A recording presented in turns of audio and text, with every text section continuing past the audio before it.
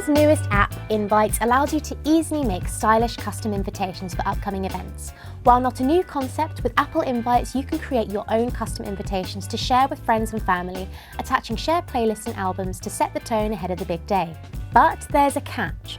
You'll need an iCloud Plus subscription, which starts at 99 cents or 99p per month. Thankfully, recipients can RSVP without a subscription, and better yet, even non-Apple users can join in on the fun.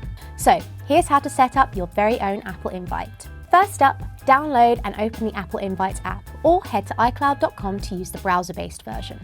If you're using the app, tap the plus symbol in the upper right corner to create your event, or select New Event in the upper right corner from the browser version. First things first, you'll want to set the mood for your invite by selecting the Add Background option, and then choosing from Apple's pre-made templates, or using one of your own snaps by tapping either the Photos or Camera option. If you're running an iPhone with Apple Intelligence on board, you'll also have the option to use Apple's new AI-powered image playground and create your own images for the background. Next up, you'll want to fill in the key information for your event. Tap the event title to name your event, and just above the keyboard you'll see 4 options for different fonts to style your invite. The next field you'll fill out is date and time, where, as you'd expect, you can select when the event begins and ends, or if it's an all-day engagement. Lastly, tap location, where you can either search for a location on Apple Maps, or just say a recognisable location for your invitees, like my house. Before you send out your invites, you can add any finer details to the description field before viewing a preview of your invite by selecting the preview button in the top right-hand corner.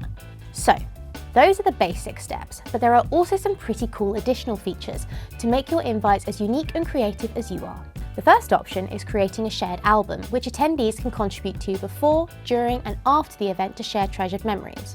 From the invite creation screen, select Create Album, and the app will make a shared album with the same name as your event, which of course you can change later.